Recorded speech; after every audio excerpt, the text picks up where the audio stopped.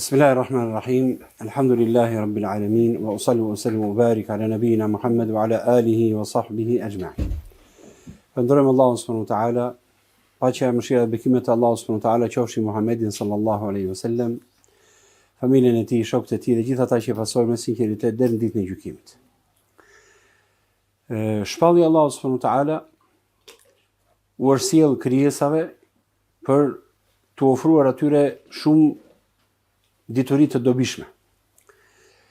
Ndër diturit e dobishme që u ofron shpallja krijesave, njerëzve dhe xhinëve në mënyrë të veçantë, padyshim sepse ata janë të përgjegjshëm ligjërisht, është edhe prezantimi i vetë krijuesit, Allahut Azza wa Jall.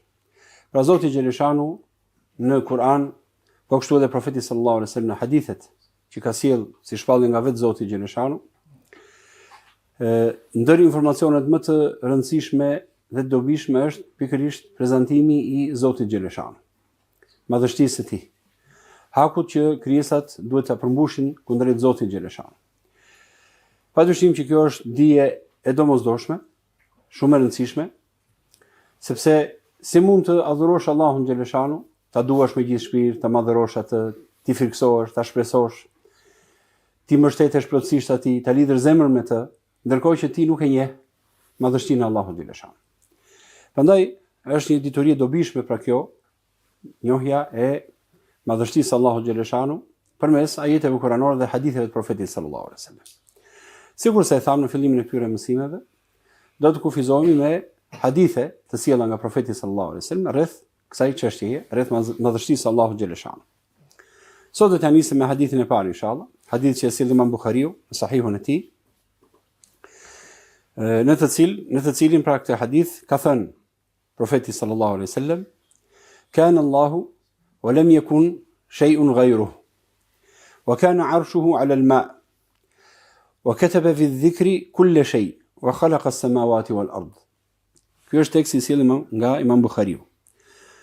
Përkthimi i saj është: Allahu ishte dhe nuk kishte asgjë tjetër përveç tij. Froni i tij ishte mbi ujë, arshi.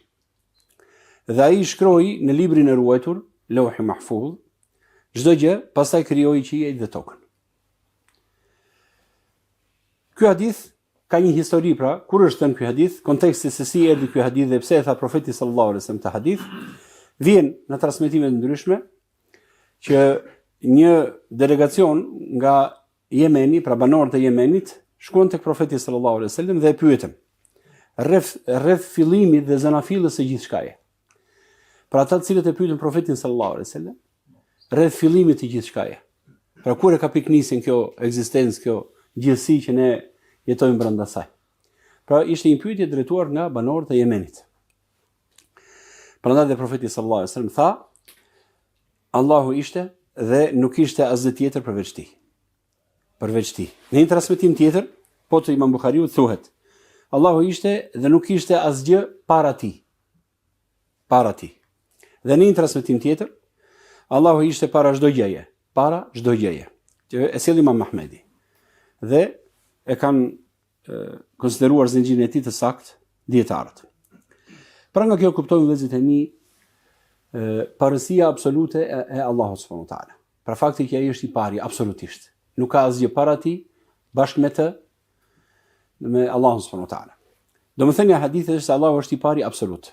Para çdo krijese, nuk ka pasur asgjë para tij, ai është i pari pa fillim, ashtu siç dhe është i fundit pa mbarim. Allahu subhanahu wa taala, disa në fakt njerëzit e përshkruajnë me termat filozofik që i kanë nxjerrë më vonë, pra e quajnë ezeli.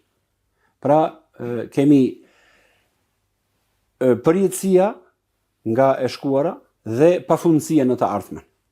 Ezeli, pra e përdorim termin ezeli. Megjithatë, siç do themi më poshtë, është më mirë të kufizohemi me termat që ka sjell vetë Zoti dhe profeti sallallahu alaihi wasallam.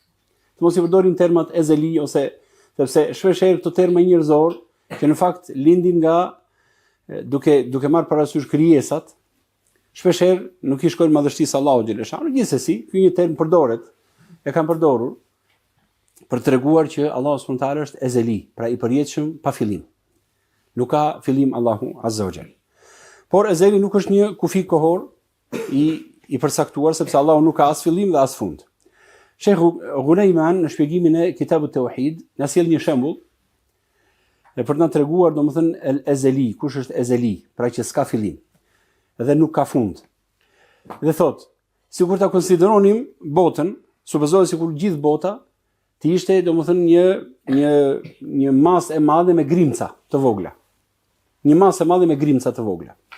Nëse pas 1 milion vjetësh ose 1 miliard vjetësh të hiqet vetëm një grimcë e vogël. Dhe kështu do vazhdoj. A do kishte fund bota? Do kishte fund pra. Pra megjithse kaq kohë kaq e gjatë, shumë e gjatë sa, domethënë nëse paksohet prej saj do të kishte një moment që ai do të përfundonte. Kurse ezeli, domethënë nuk ka as fillim dhe as fund. Pra Allahu subhanahu wa taala e tha thjesht për ta parafruar, për treguar domethënë që krijesat kanë një fillim sido që të jetë. Sado i largët të jetë fillimi ose sado i kohë e largët të jetë, edhe sado kohë, domethënë qoftë në fillimin e saj, qoftë në atë që vjen më pas. Vjen një hadith tjetër nga profeti sallallahu alaihi wasallam, në të cilin përmenden disa terma, por se ky hadith e kanë dobësuar dietarë, pra është hadith i dobët nga ana e transmetimit, në të cilin thuhet, ku ishte Zoti ynë para se të krijonte krijesat? E pyetën profetin sallallahu alaihi wasallam. Ai tha, ishte fi ama. Domethënë ama është diçka e mjegullt ose diçka domethënë që themi që nuk ekziston të asgjë tjetër, në boshllëka, nuk e di si mund të përkthehet, ama mjegull. Nuk ishte mbi të ajër dhe as nën të ajër. Por ky është hadith i dobët, pra duket nga termat që ndoshta përdoren ose sillen, që ndoshta mund ta dëgjoni këtë, pra ishte në mjegull dhe nuk ishte mbi të ajër dhe as poshti ajër. Por se ky është hadith i dobët dhe më mirë të kufizohemi tek hadithet e sakta. E solla këtë që edhe nëse ju bie rasti ta dëgjoni, të paktën t'jeni ndjeni që dietarët e kanë dobësuar. Ajo që ka ardhur e sakt, pra ishte Allahu dhe nuk ishte asgjë me të, transmetimi tjetër para tij, pra nuk ishte asgjë me Allahun xhaleshano. Pra le të shqyrtojmë këto hadithe që kanë ardhur nga profeti sallallahu alaihi wasallam. Allahu ishte dhe nuk ishte asgjë tjetër përveç tij, dhe nuk ishte asgjë me të, së bashku me të. Shpjegohet nga fjala tjetër e profetit sallallahu alaihi wasallam: Ti je i pari, anta al-awwalu falaysa qablaka shay'un, wa anta al-akhiru falaysa ba'daka shay'un. Pra kur profeti ka thënë që ishte Allahu dhe nuk ishte asgjë tjetër para tij dhe as së bashku me të, dhe një tjetër hadith nga profeti sallallahu alaihi wasallam, lutje shumë e rëndësishme, do ta mësojmë besimtarë, sidomos ata që kanë borxhe, se në fakt ky është hadithi për të çluar borxhet, thuhet para gjumit. Pra ndër të tjera në këtë hadith thuhet që o Zot, ti je i pari dhe nuk ka asnjë para teje. Dhe ti je i fundi, al-akhiru falaysa ba'daka shay'un. Dhe nuk ka asgjë pas teje. Pra ti je i pafundmi. Kjo shpjegon edhe një herë këtë hadithin që tham pak më sipër. Pse është e rëndësishme të përdorim fjalët që janë sjellë në hadithe ose në shpallje kryesisht, pra në ajete kuranore dhe në hadithet e profetit sallallahu alaihi wasallam. Të kufizohemi me këto terma, sepse ato janë më afër, domethënë vërtetësisë, edhe nuk gabojmë nëse flasim me ato që ka sjell pra Zoti dhe profeti sallallahu alaihi wasallam. Kështu themi, Allahu ishte dhe nuk ishte asgjë me të, nuk ishte asgjë përveç tij, nuk ishte asgjë para tij. Me të, përveç tij dhe para tij, nuk ishte asgjë. Në hadithin tjetër, ti je i pari dhe nuk ka asgjë para teje, dhe ti je i fundi dhe nuk ka asgjë pas teje. Te ka sjellë Imam Muslimi këtë hadith. Pra këto janë dëshmi të qarta vëllezër e mi që Allahu subhanahu wa taala është absolutisht i pari dhe nuk ka asgjë tjetër. Pra çdo gjë tjetër është krijesë që ka një fillim. Dhe sigurisht se tham, përdesë ka një fillim, atëherë ka nevojë për krijuesin, ka nevojë për rregullvënësin, ka nevojë për atë që kujdeset dhe ai është Allahu azza wa jall. Këto hadithe dhe shumë ajete që do përmendim edhe ajete tjera më poshtë, janë një ndihmë shumë e madhe për besimtarin që t'u kthejë përgjigje shumë vezveseve që i vijnë nga shejtani i mallkuar, qoftë nga shejtani xhin, qoftë nga shejtanët njerëz, nga filozofitë e tyre ose nga dyshimet që hedhin. Pra ky hadith elhamdulillah ja qetëson zemrën e besimtarit dhe i jep, sepse është informacion që vjen direkt nga profeti sallallahu alaihi wasallam. Dhe ai na prezanton Zotin xheleshano. Dhe këtë ja ka dhënë vet Allahu krijuesi, ai që ishte dhe s'kishte asgjë tjetër me të. Dhe ne erdhëm në ekzistencë vetëm pasi ai vendosi të na krijojë subhanahu azza wa jall. Pra, kur dikush pyet kush e krijoi Zotin, se vjen ai, e mbani mend kur vjen ai zinxhiri i pyetjeve që të vjen ndërmend kush e krijoi këtë, Allahu, po këtë, Allahu, po këtë, sepse gjithmonë çdo gjë ka një krijues. Po mirë, vjen shejtani mallkuar, kush e krijoi Zotin? Atëherë përgjigjja është se Allahu është krijuesi i çdo gjëje dhe nuk mundet që krijuesi të jetë krijesë. Është paradoks. Edhe logjikisht, edhe fetarisht është një arsye që hidhet poshtë dhe nuk pranohet. Pra, thot Allahu subhanahu wa taala në ajete të ndryshme. Efamen yakhluqu kaman la yakhluq. A është një lloj thot, ai që krijon dhe ai që nuk krijon, mund të jenë një lloj kurse si. Krijuesi është i pavarur, nuk ka nevojë për asgjë, nuk ka fillim, nuk ka mbarim. Pra, kurse çdo gjë tjetër ka një fillim, është e varur, ka nevojë dhe është e varur nga krijimi i Allahut subhanahu wa taala. Dhe thot Allahu xhallahu shanu, a ka ndonjë krijues tjetër veç Allahut? Hel min khaliqin ghayrullah, thot Allahu prapë në ajetin tjetër. A ka ndonjë krijues tjetër veç Allahut? Pyetje, padyshim kjo është pyetje që dihet përgjigjja e saj dhe çdo kush, domethënë logjikisht, edhe fetarisht do thot Allahu është i vetmi krijues. Dhe thot në ajetin tjetër, fa aruni madha khalaqa alladhina min duni. Më tregoni çfarë kanë krijuar ata të tjerët që ata i marrin për zota veç Allahut subhanahu wa taala. Pra, a ka ndonjë që ka krijuar diçka tjetër? Çfarë kanë krijuar ata? Le të nxjerrin diçka që kanë krijuar ata. Dhe kemi thënë që krijimi, kur folëm për argumentin e krijimit, pra krijimi është të sjellë diçkaje nga inekzistenca që nuk ekziston fare dhe ti ta sjellësh, ta bësh që të ekzistojë. Këtë vetëm krijuesi e bën. Subhanahu wa taala. Dhe thot Allahu xhaleshanu që duke treguar se ai nuk është i krijuar dhe nuk është i lindur nga dikush, nuk është pjellë e një krijese, dhe kurse si krijesat nuk janë pjesë e qëndësisë së tij, subhanahu wa ta'ala, thot në surën Ikhlas, lem yelid, nuk ka lindur nga askush. Pra Zoti nuk mund të jetë diçka që lind nga një krijesë, që ka një fillim, sepse ai është i pari, i s'ka fillim. I linduri ka një fillim, ka një prind që ka lindur. Si mund të jetë Zoti i lindur nga dikush? Dhe as ka lindur kënd. Lem yelid wa lem yulad, pra nuk ka lindur kënd dhe as nuk është i lindur nga kush. Wa lam yakul lahu kufuwan ahad, dhe me të asgjë nuk është e barabartë, e njëjtë. Kurse si. Ai është krijuesi, dhe ai është krijesë. Është tjetër natyrë. Ka tjetër natyrë krijuesi subhanahu wa taala. Prandaj Islami është vetëm një fe që jep madhështinë Allahut xhaleshanu. Madhështinë e tij. Sepse nuk flet nga mendja, por se flet pikërisht me atë që Zoti vetë ka shpallur. E ka treguar dhe prezantuar veten e tij. Në ajetë kuranore, hadithet e profetit sallallahu alaihi wasallam. Prandaj le të gëzohen muslimanët me këtë besim që ka dhënë Allahu xhaleshanu.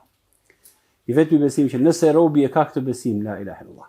Nëse beson Allahun si një të vetëm, që s'ka të ngjashëm me të, në rububien e tij, në uluhien e tij, emrat dhe cilësitë e tij. Dhe të gëzohen muslimanët, se Allahu subhanahu wa taala ka premtuar që ai që e përmbush këtë me sinqeritet nga zemra do të hyjë në xhenet. Kjo është feja që kurrë në kurrës këta nuk dëshpërohen, do të hyjnë në xhenet tek Allahu subhanahu wa taala. Dhe duhet të kemi kujdes sepse krimi që nuk e fal Allahu subhanahu wa taala. Dhe padrejësia më e madhe është shirku, pra ti shoqërosh Zotit të barabartë. Si mund, me gjithë këto që ajete ose hadithe që vijnë, si mund të mendosh se ka të barabartë krijuesi, ndërkohë që ai është i pari dhe gjithçka është krijesë. Prandaj pyetja kush e krijoi Allahun është e pavlefshme, sepse nuk kupton që ka diçka para krijuesit, gjë që është kundër arsyes dhe kundër shpalljes. Kundër arsyes sepse kemi folur që domethënë çdo gjë që ka një fillim e ka një krijues. Vetëm diçka është domosdoshmërisht ekziston që është vetëm Zoti subhanahu wa taala. Ai nuk ka nevojë për asgjë, kurse ne kemi nevojë, jemi krijesa. Pra kurse si nuk pranojnë dy krijues ose të ketë diçka tjetër para krijuesit subhanahu wa taala. Qëndrojmë pak tek fjala e profetit sallallahu alaihi wasallam i pari dhe i fundit. Emri al-awwal tregon se çdo gjë tjetër që ekziston pas, çdo gjë tjetër që ekziston në gjithësi ka ardhur pas Allahut subhanahu wa taala. Domethënë është pas dhe ka ardhur vetëm me krijimin dhe iradetin, me dëshirën e Allahut subhanahu wa taala, me vullnetin e tij dhe me pushtetin e tij. E ka një fillim. Ky emri i kujton robit mirësinë e dhuratës së ekzistencës. Për ne ekzistojmë elhamdulillah. Kush na ka sjellë në ekzistencë? Kush na ka bërë që të ekzistojmë? Kemi ardhur nga hiqësishi, nuk ekzistonin fare. Në para lindjes tonë nuk ekzistonte një person me emër filan, i biri filan, nuk ekzistonte. Dhe ne erdhëm në ekzistencë, na solli Zoti xhaleshanu, me formën që ai vendosi, me diturinë e tij, me urtësinë e tij. Dhe dolëm, u krijoi, na krijoi Zoti subhanahu wa taala barqet e nënave. Dërgoi melekun për të futur shpirtin. E krijoi njeriu, u kujdes për të në gjitha fazat e jetës, duke bërë njerëzit të kujdesen ta ushqejnë, u kujdes për gjithçka Allahu subhanahu wa taala. Pra na kujton mirësinë e ekzistencës tonë. Na ka dhënë Allahu xhaleshanu, por edhe një fal përgjegjësie. Pra ai na ka bërë të ekzistojmë dhe ai ka të drejtën që të marrë jetën tonë. As vetë njeriu se ka të drejtën që të marrë jetën e tij ose themi t'i jap fund të jetës së tij, se nuk është pronë e tij. Është pronë e kujt? Krijuesit. Ai që na ka krijuar, subhanahu wa taala. Pra kjo na jep mirënjohjen për krijimin, pra ekzistencën, ekzistojmë, ka dhënë Allahu subhanahu wa taala, dhe përgjegjësinë për ta ruajtur të dhuratë, të mirësinë nga Allahu, ta shfrytëzojmë atë ashtu si duhet, që të përfitojmë atë që ka premtuar Zoti për jetësinë pastaj në xhenetin e Allahut xhaleshano. Një jetë domethënë të përkryer, të përsosur, të plotësuar. Pra çdo ekzistencë është dhuratë e Zotit xhaleshano. Ndërsa emri el-akhir i fundit tregon se Allahu është qëllimi i fundit i çdo gjëje. Ai tek i cili kthehen dhe drejtohen të gjitha krijesat me adhurim, dashuri, frikë, shpresë, lutje, mbështetje. Pa i fundit, nëse mbyllen të gjitha portat, të gjitha shpresat domethënë shuhen, mbetet vetëm Allahu subhanahu wa taala. Dhe kjo në fakt është realiteti. Nëse njerëzit mbyllën gjithçka, çdo lloj porte, çdo lloj rruge, nuk e mbet asnjë lloj mundësie tjetër, mbetet vetëm krijuesi. Subhanallahu. Dhe njeriu me natyrshmërinë e tij, thjesht me pastërtinë e tij, subhanallahu, me atë që ka thellë brenda shpirtit, e di rrugën për të kthyer te kush? Tek el-akhir, i fundit. S'ka portë tjetër. Ajo është porta.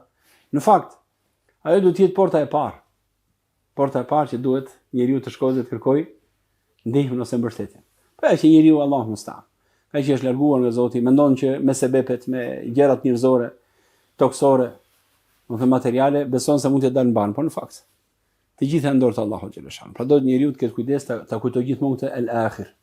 I fundit tek ai kthehen të gjitha lutjet, mbështetjet, kërkesat tona. Allahu subhanahu wa taala.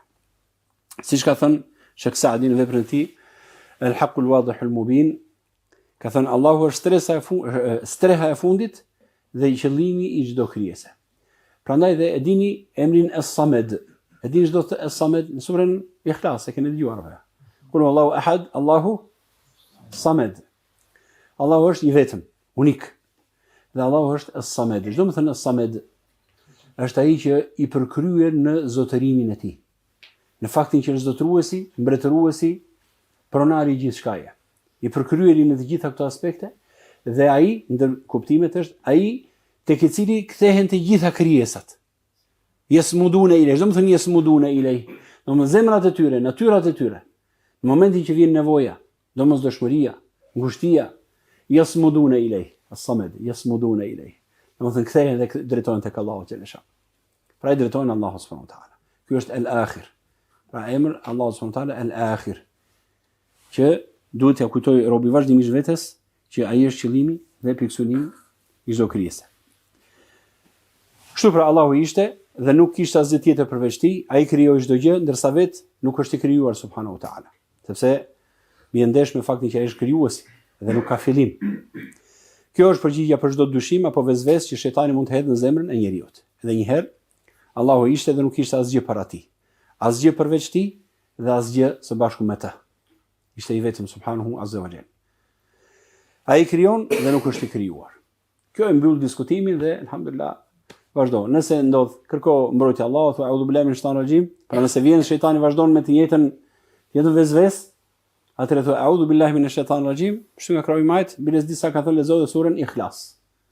Të që tha, qul huwallahu ahad, Allahu as-samad, lam yalid wa lam yulad wa lam yakul lahu kufuwan ahad. Duke menduar kuptimin e saj. Në hadith përmendet dhe arshi i Allahut subhanahu wa taala. Në këtë hadith përmendet që është krijimi i parë i Zotit. Në fjalën e profetit sallallahu alaihi wasallam, dhe froni i tij ishte mbi ujë, pastaj ai krijoi qiellin dhe tokën.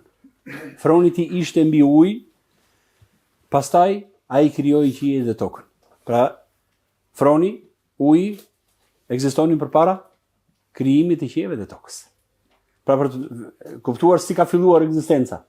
Çfarë ka krijuar Zoti fillim? Janë informacioni i sjell vetë Zoti subhanahu wa taala nga profeti sallallahu alaihi wasallam. Pra ja e profetit dhe profeti nga Zoti xhaleshanu flet. Pra, te ka thënë Imam Buhariu sikur se tham, pak më sipër, del një pyetje. Ai ishte froni i Allahut, pra ekzistonte në kohën kur ai krijoi qiellin dhe tokën? Pra nëse pyet dikush, ekzistonte froni i Zotit, arshi i Allahut para se ai të krijonte qiellin dhe tokën? Përgjigjja po. Hadithi Imam Buhariu. Pra ishte arshi i mbi ujë, pastaj krijoi qiellin dhe tokën. Dhe po kështu, edhe uji ka qenë para tyre, sepse arshi qëndronte mbi ujë. Pra Allahu subhanahu wa taala, madje sikur zvinë hollësira nga sahabët se si u krijuai, pra nga uji që ekzistonte para se të krijojë qiellin dhe tokën, doli një duhan tym, siç thuhet në surën Fusilet. Po lexon surën Fusilet dhe pastaj domethënë krijoi Zoti subhanahu wa taala tokën dhe më radh siç vjen në surën Fusilet, po të lexoni fillimin e surës Fusilet, keni hollësira të kësaj natyre. Pra, kështu edhe uji ka qenë para tyre sepse hadithi thotë vefroni i tij ishte mbi ujë. Pastaj, krijoi qiellin dhe tokën. Po kështu thotë Allahu subhanahu wa taala në Kur'an: "Huwa alladhi khalaqa as-samawati wal-ardha fi 6 ayamin wa kana 'arshuhu 'ala al-ma'." Është ai që krijoi qiellin dhe tokën në 6 ditë dhe arshi i tij ishte mbi ujë. Pra edhe në këtë jetë, sikur se në hadith, pra krijoi qiellin dhe tokën për 6 ditë dhe arshi i tij ishte mbi ujë. Pra ishte përpara se të krijonte qiellin dhe tokën. Kështu që para se të krijoheshin qielli dhe toka ekzistonte uji dhe froni ishte mbi ujë, ndërsa Allahu subhanahu wa taala është mbi gjithçka, mbi fronin e tij. Allahu azza wa jalla. Edhe pse domethënë kjo largësi do më e pa imagjinueshme subhanallahu, si thot Abdullah ibn Mas'udi apo ibn Abbasi, mos gaboj, pra pasi përmendom madhështinë Allahu subhanahu wa taala, madhështinë e qiellive dhe tokës, largësinë mes çdo qielli, hapësirën e madhe, 500 vjet si thon pra vite të largëta, dhe Allahu është mbi arsh dhe ai di hollësisht çfarë ne mbajmë brenda gjokseve tona. La ilaha illallah. Di hollësisht qëllimet tona, niyetet tona, veprat tona. I di Allahu subhanahu wa taala, i shikon Allahu xhalesha. Hallet tona, duat që bën ndonjëri. Tani ndoshta në moment dikush mund të bëjë dua me vete, thotë Zoti po më dëgjon edhe po bën një dua me vete. E dëgjon Allahu subhanahu wa taala. Edhe e di Allahu xhalesha. Sa më dëshirë. Krijues. Si mund të ketë të dytë? Si mund të ketë të ngjash? Si mund të ketë domund të barabartë me të? Që të adhurohet dikush veç Allahut xhalesha. Ose t'ia besosh nevojat e tua dikujt veç Allahu subhanahu wa taala. Krijimi o vëllezërit e mi është shenjë e përsosmërisë së Allahut subhanahu wa taala. Kjo tregon që Allahu është absolut i përkryer. Fakti që ai krijon, është krijues. Veprimi i krijimit është nga cilësitë e përsosmërisë së Allahut xhalesha, sepse ai tregon fuqinë dhe sovranitetin e tij. Dhe krijimi është bërë me vullnet të qartë dhe me dituri nga Zoti subhanahu wa taala. Është pjesë e vendimit të tij të qartë dhe të urtë dhe të gjithdijshëm. Pra krijimi i Allahut subhanahu wa taala tregon madhështinë e Allahut xhalesha. Dhe tregon faktin që ai është i përkryer në të gjitha cilësitë dhe atributet e tij. Krijimi është argument për këtë. Allahu thot subhanahu wa taala disa ajete në lidhje me këtë. Efamen yakhluqu kaman la yakhluq, a është i barabartë ai që krijon me atë që nuk krijon? Madje edhe në debatin me idhujtarët, Allahu subhanahu wa taala urdhëron profetin që të thotë, pra në ajetin kuranor, "Walladhina tad'una min dunillahi la yakhluqu dhubaban walaw ijtama'u lah." Ata që ju i lusni veç Allahut, nuk mund të krijojnë as edhe një mizë, thotë, edhe sikur të mblidhen të gjithë bashkë. Një mizë nuk e krijojnë dot. Edhe ka dhënë shembull mizën, është vërtet madhështore, përmendëm pak diçka rreth, domethënë aty krijesave të vogla. Thjesht çfarë kompleksiteti kanë ato brenda tyre, tregon madhështinë e krijuesit. Allahu xhalesha një krijesë kaq të vogël, thotë, ata nuk mund ta krijojnë. Pra tregon madhështinë e tij Allahu xhalesha, sepse krijimi çfarë tregon? Tregon madhështinë e krijuesit. Tregon që ai është i përkryer dhe absolut në cilësitë e tij dhe atributet e tij. Dhe thotë gjithashtu Allahu xhalesha: "Hal min khaliqin ghayrullahi yarzuqukum min as-sama." A ka ndonjë krijues tjetër veç Allahut që ju furnizon juve nga qielli? A ka ndonjë krijues tjetër veç Allahut? Dhe thotë, më tregoni çfarë kanë krijuar ata që ju adhuroni veç tij? Kanë krijuar diçka tjetër. Kjo janë pyetje që prekin ndërgjegjen e njeriu dhe bën atë të meditojë dhe të mendojë se nuk ekziston vetvetiu. Nuk erdhi kot nga hiçi. Nuk është produkti i asgjës ose rastësisë. Ai është krijim i dikujt që është i ditur, i di të gjitha dhe është i përkryer. Prandaj duhet të ketë kujdes marrëdhëniet me të. Kujdes marrëdhënie me Zotin subhanahu wa taala, me krijuesin. Sepse ai kërkon diçka prej teje. Prandaj ka dërguar profet, ka zbritur libra për t'i treguar robëve se çfarë kërkon prej tyre. Prandaj duhet njeriu të jetë i kujdesshëm, respektues i këtij Zoti dhe të ketë kujdes domethënë në marrëdhëniet me të. Allahu xhaleshanu përdor në Kur'an një sër pyetjesh që kanë një fuqi tronditse faktikisht dhe e rrënojnë ateizmin, mosbesimin. A ka ndonjë dyshim për Allahun? E fillahi shakkun fatiri samawati wal ard. A ka dyshim në ekzistencën e Allahut, që është shpikësi i qiellit dhe i tokës nga hiçi nga, që s'ki shembull të mëparshëm, që solli këtë krijim kaq madhështor, kaq të përpikt, kaq preciz. A ka dyshim në të? Subhanallahu. Gjithashtu, a është më i mirë domethënë idhujt, apo ai thotë që tokën e bëri vend të qëndrueshëm. Ja'ala al-ardha qarara.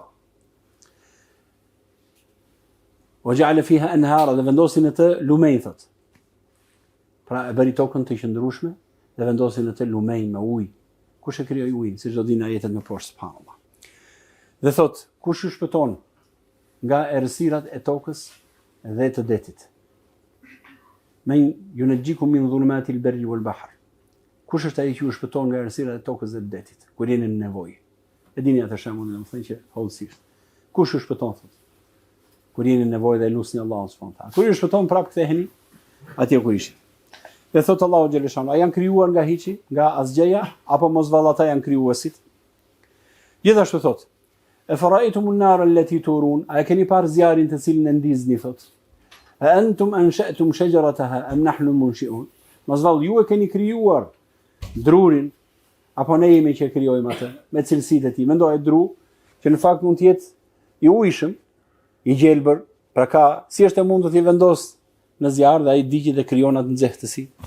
Kush e bëri këtë mirësi, kush e solli? Prandaj thot Allahu xhaleshanu pas të ajetit thot, nahnu ja'alnaha tadhkiratan wa mata'an lil muqwin. Ne kemi bërë atë si për kujtim dhe si dobi për ata që kanë nevojë për udhëtarët, për ata që kanë nevojë për zjarrin etj etj.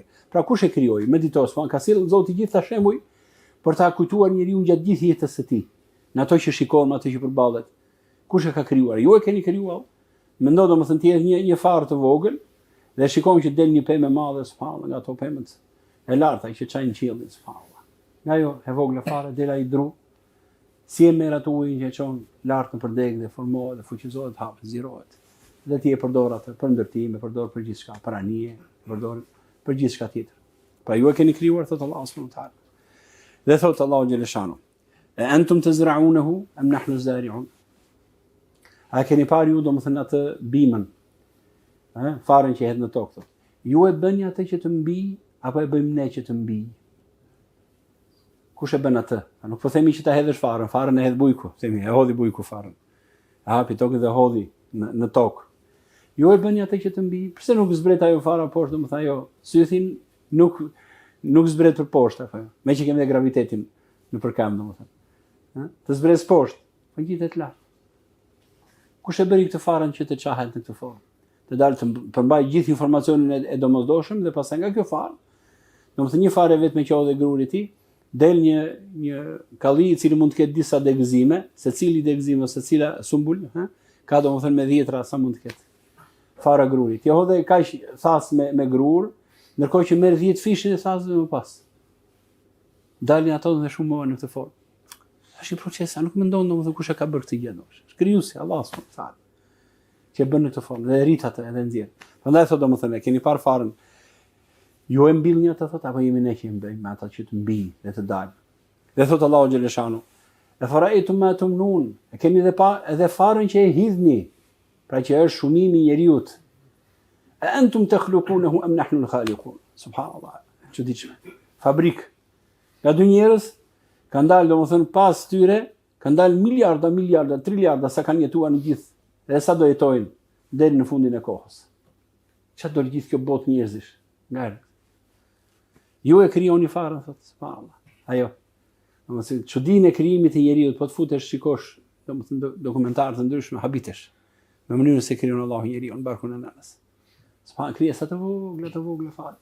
Që alhamdulillah i jep Zoti rrugën edhe bën të mundur që fillojnë krijojnë ushqen e tjera krijohet njeriu. Dhe thotë Allah, antum takhluqunahu am nahnu al-khaliqun? Ju e krijoni atë apo jemi ne që e krijojmë atë? Allah subhanahu wa taala. Kjo tregon për argumentin e rregullvënies nëse mbani mend. Kur folëm argumentin e rregullvënies dhe administrimit të gjithësisë, rregullave që ka vendosur Zoti xhaleshanu. Janë rregulla që tregojnë që ka një rregullvënës. Për këtë pyetje që e tronditin mendjen e mohuesve, edhe çojnë në një arsyetim të shëndosh, njeriu të meditojë dhe të mendojë në ekzistencën e tij, dhe të ketë respekt për krijuesin, ta kuptojë që ai ekziston dhe ka një qëllim. Është domosdoshme të ketë një qëllim sepse kjo është udhëtia e krijuesit.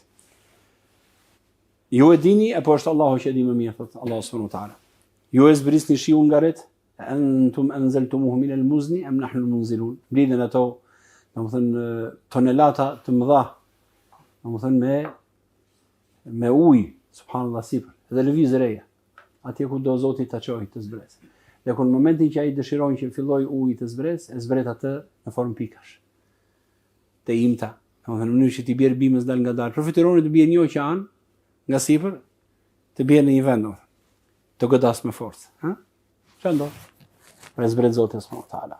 E zbret aq bukur sa në bujë kur i zbret ai në shiu, domethënë alhamdulillah ka qejf, ka dëshirë të lagët të bjerë në fytyrën e tij. E zbret Allahu, në kush e zbriti, kush e bën? Antum anzaltumuhu min al-muzni. Ju e zbrit atë nga muzni, pra nga ret. Am nahnu al-munzilun. Apo ju ne që e zbresim atë. Law nashau ja'alnahu ujajan falawla tashkurun. Sikur do donim mund ta bënim të njelmët, domethënë të kripur, të hidhur, jo të dobishëm. Mund ta bënim kështu thot Allah. Po ja që e ka bërë Allahu subhanahu wa taala që zbret i pastër. Domethënë uji i pastër që të jetë i mirë për njerëzit, për kafshët, për bimët, për jetën, dhe ti të vazhdosh jetën në tokë. Këto pyetje vëllezër të mi që janë kaq të shpeshta në Kur'an, po sikur të lexosh Kur'anin subhanallahu, dhe kjo është një piknisje e mirë për meditim. Pra këto që tham, sa herë që lexon Kur'anin tashmë, nëse vijnë ajete të tilla, unë do meditoj subhanallahu, se kjo ta mbush zemrën me iman, ta mbush zemrën me forcë, me besim për Allahun krijuesin subhanahu wa taala. Pra, janë të shumta ajetet në Kur'an që sjellin të tilla, domethënë argumente që mund të jenë shumë dobishme në debatet me mohuesit, ateistët. Pra, mjafton të sjellësh ajete të tilla dhe hadithe nga profeti sallallahu alaihi wasallam për t'i thënë atyre që nuk ka asnjë shpjegim. Ata e vetmja përgjigje që japin gjithmonë është evolucioni. Kjo kështu ka ndodhur për miliarda, triliarda, 4 miliarda, çfarë emra kanë këto numrat e shumtë. Do thonë që kështu ka ekzistuar. Edhe ka ardhur dal nga dal, diku këtu një gur, diku aty një gur, derisa u bë. Allahu musta'an. Kjo është zgjidhje. Pra krijuesi i çdo gjëje. Allah është krijuesi i çdo gjëje dhe ai është kujdestar mbi gjithçka. Dhe shumë ajete të tjera. Tani le të kalojmë pak tek pjesa tjetër e hadithit rreth shkrimit të gjithçkaje që vendosi Zoti të ekzistojë. Kur profeti tha dhe shkroi librin, pra shkroi në libër çdo gjë. Shkroi në libër çdo gjë, pastaj krijoi qiellin dhe tokën. Ky shkrim i atribuohet Allahut subhanahu wa taala. Dhe si u shkrua kjo gjë? U shkrua përmes lapsit, el-qalam. Siç do të vijmë poshtë, urdhëroi Allahu subhanahu wa taala, e para gjë që urdhëroi të ekzistojë, do të vijmë, do të thash lapsi apo është arshi etj, do vi pak më poshtë inshallah. Pra, urdhëroi lapsin, kalemin që të shkruajë gjithçka në Lauhi Mahfuz. Pra, shkroi në librin, pra në Lauhi Mahfuz, dhikrin që quhet domethënë libri i ruajtur. Lauhi Mahfuz është pllaka ose libri i ruajtur, që është mbi arshin e Allahut subhanahu wa taala. Mbi arshin e Zotit është ky libër, në të cilin janë shkruar të gjitha gjërat që do të ekzistojnë deri në përjetësi. Me imtësi. Gjithçka është shkruar nga kush? Nga lapsi që e krijoi Zoti xhalesha. Dhe e urdhëroi që të shkruaj. Pra nga dia Allahu subhanahu wa taala. Në hadith thuhet, gjëja e parë që krijoi Zoti ishte lapsi. Edhe kjo është relative, që do të vi pak më poshtë. Ai tha, shkruaj. Lapsi tha, çfarë të shkruaj o Zot? Tha, shkruaj përsaktimet e çdo gjë, me qadira kulli shay, përsaktimet e çdo gjëje, imtësitë e krijimit. Shkruaj thot. Atë që ka qenë dhe atë që do të jetë deri në përjetësi. Domethënë në xhenet, pra edhe në xhenet. Çfarë do të ketë çfarë? Është shkruar në këtë libër. Renditja e krijimeve tash. Edhe kjo është temë mirë, domethënë që i harmonizon hadithet dhe tekstet që kanë ardhur nga profeti sallallahu alajhi wasallam. Nëse pyetesh, çfarë i krijuan përpara? Pena, lapsi apo qielli dhe toka? Kush është përgjigjja? Lapsi. Pra, lapsi është i pari, pena është e para që u krijua para, sepse në hadith thuhet qartë. Pra, urdhëroi që thot para se të krijonte qiellin. Madje 50.000 vjet para se të fillonte krijimi i qiellit dhe tokës e shkroi lapsi. 50.000 vjet, subhanallahu, në hadith të saktë nga profeti sallallahu alajhi wasallam. E dyta, nëse pyetesh, cila u krijuan përpara? Lauhi Mahfuz apo qielli dhe toka? Lauhi Mahfuz. Pse? Sepse në të u shkruaj gjithçka edhe një herë 50.000 vjet bashkë me lapsin, u shkrua para se të krijoheshin qielli dhe toka.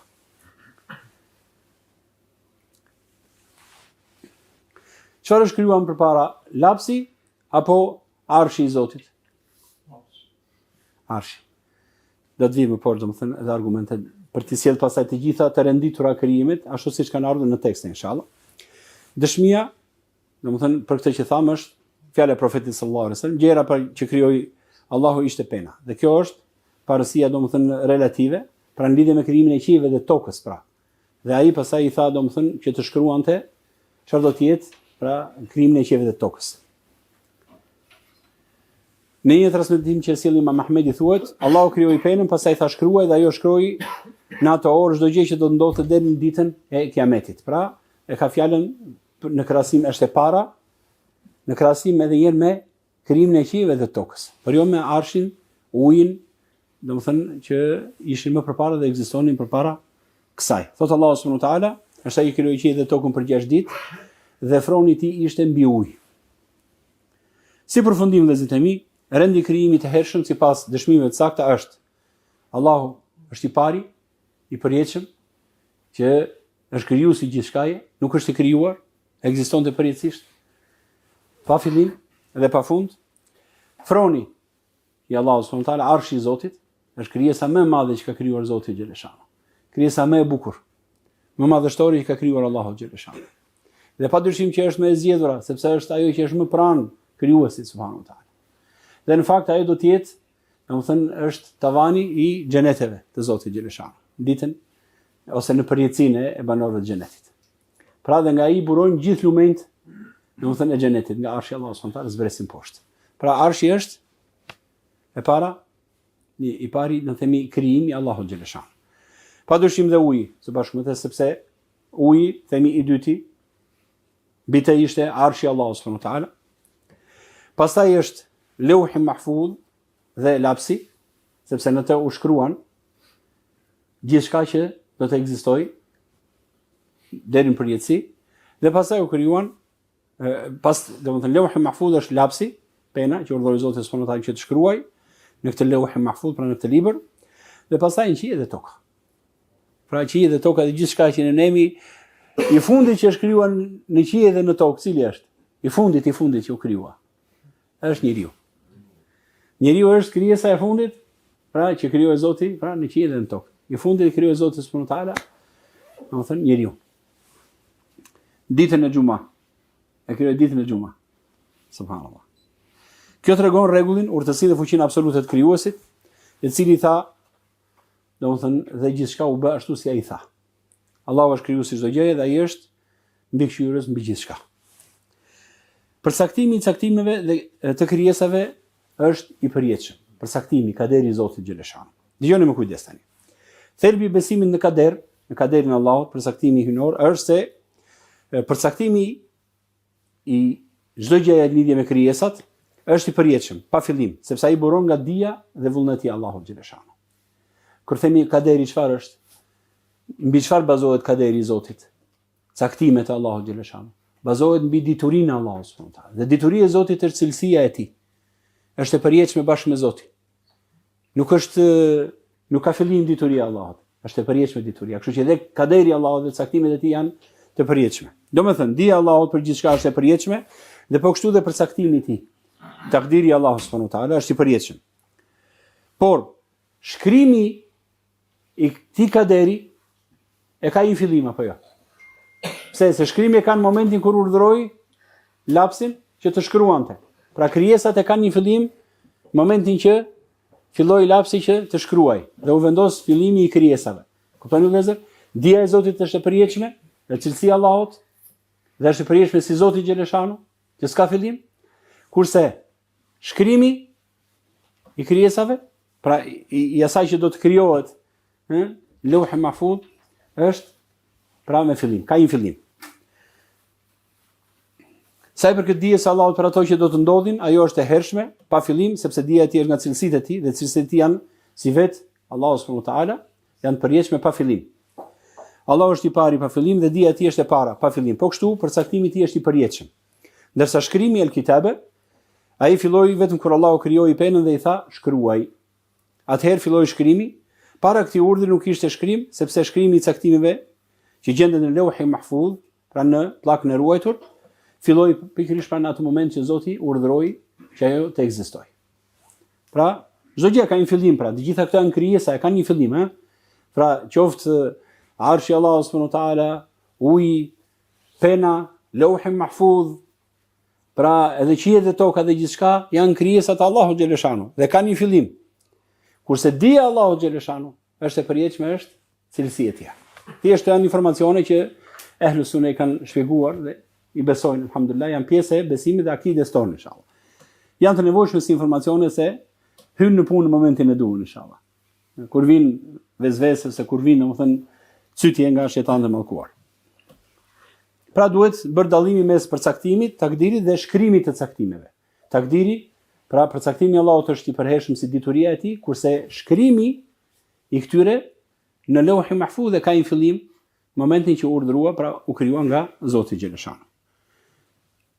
Kështu dija e Allahut është para shkrimit dhe ai ka përcaktuar fatet e krijesave para se të krijonte qiellin dhe tokën. Ndërsa ai i ka shkruar ato në Lauhi Mahfuz 50.000 vjet përpara se të fillonte krijimin e tokës dhe qiellit. Pra, edhe shkrimi që ka një fillim, prap, po ta shikosh, edhe shkrimi që ka një fillim 50.000 vjet përpara se të fillojë krijimi. Pra është shkruar 50.000 vjet, edhe pse prap edhe kjo ka një fillim. Pra është krijesa e Allahut xhaleshanu. Pra u shkrua 50.000 vjet përpara se të krijonte qiellin dhe tokën. Vllai, çfarë sill kjo në besimin ose në zemrën e besimtarit? Ku e di që gjithçka është pjesë e caktimit të madhërisht, të gjithditurit. Nëse ti je në rregull me Zotin tënd, përpiqesh të jesh në rregull me adhurimin ndaj tij, me përkushtimin tënd, me kryerjen e gjithçka që ti e ke si detyrë, si krijesë, a nuk ta qetëson zemrën kjo gjë? Sepse Allahu subhanahu wa taala që është më i dituri, plot pushtetshëm i ka të gjitha në dorë, kur nuk do të ndodhe keq. Asnjë nuk ndodh, domethënë ajo që të dëshpëron. Do ndodh ajo që do të lumturojë inshallah. Pra kjo alhamdulillah jep zemrës së robit lloj qetësie, besimtarit po themi, se pa besimtari asnjë nuk kënaqet Allahu mësta. Do rebelohet kundër Allahut xhaleshanu. Madje ndonjëherë mund të argumentoj me kaderin e Allahut për ato që ndodhin. Domethënë pa drejtësinë që bën vetë ai, vetë njeriu. Në këtë mënyrë përcaktimi është i përjetshëm sepse lidhet me cilësitë e përjetshme të Allahut xhaleshanu, ndërsa shkrimi është një veprim që ndodhi në kohë si pjesë e rendit të krijimit të Allahut subhanahu wa taala. Ky dallim është thelbësor në kuptimin e drejtë të kaderit, ëh. Edhe një herë kaderin për ta përmbledhur, kaderi bazohet mbi këto baza. E para, pra është dituria e Allahut subhanahu wa taala, që është e përhershme. Dituria e Zotit është e përjetshme.